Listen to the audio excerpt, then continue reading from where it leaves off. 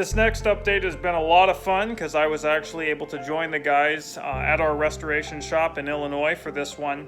And what a great adventure it was to hang out with the guys and get to be part of this section of the restoration as we move forward. When I got there, they were fixing some final pinholes, doing some final sanding down. Remember, it just requires a lot of sanding on these legs as we go through.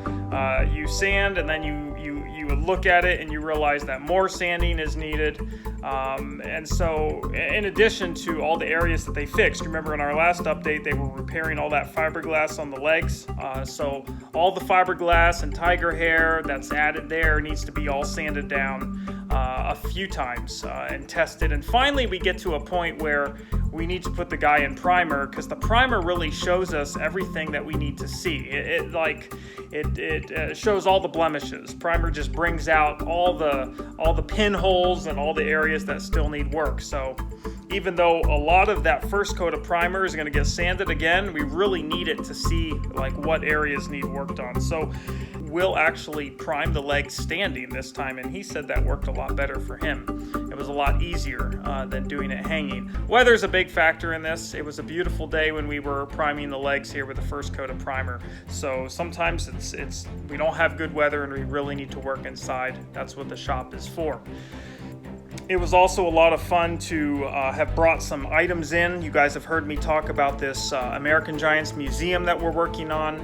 That's a work in progress. I'll give you more details on that as we go forward, but I was bringing in some of my Mufflerman items, A&W Baby Burger. I had a Mufflerman head, and then some pieces for our Texaco Big Friend restoration, which is kind of keeps getting thrown to the back burner, but something I really want to get done, hopefully in 2021, 2022.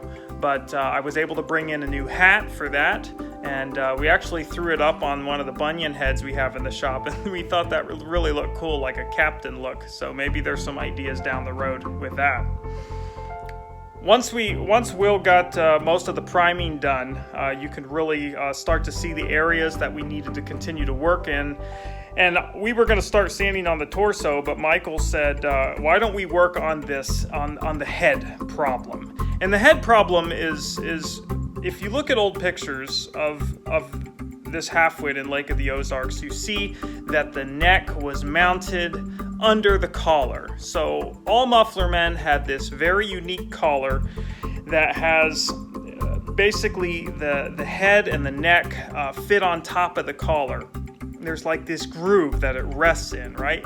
In this case, for this Ozark guy, it had been put in originally underneath that. I'm not sure why. The neck part is really thick fiberglass. I just don't think they got it right the first time. We think this was a really early version of the halfwit. Maybe the first one made. We don't really know. But they improved some things in later models for sure.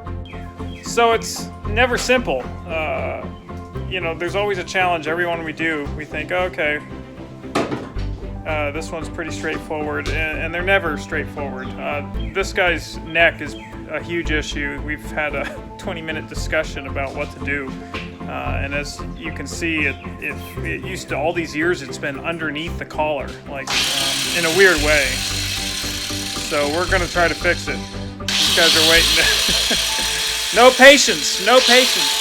We tried a bunch of different things. We said, well, we can put it back the way it was, but it's really not correct. And it also drops the level of the head. So, he's got this really tiny neck issue, which some of the halfwits have. But we decided in the end, after a bunch of test fitting, that the right thing to do would be to put him correct, make him correct. And that required a lot of work. We actually brought him outside.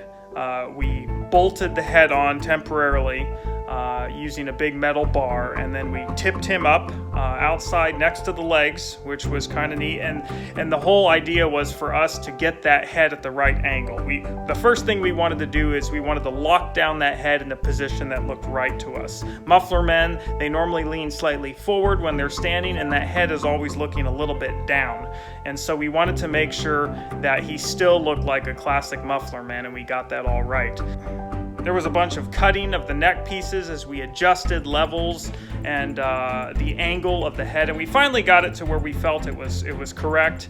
And then we started cutting that original neck piece so we could get the correct angle so it fit right down in that V collar correctly. So it was quite a bit of work, and the guys continued to work on it over the next week. That's pretty much where we are so far in our restoration. The guys are now fixing all the pinholes that first coat of primer brought out, and they're also finalizing the work on the neck to get that all right. But we're really excited. This guy's coming along well.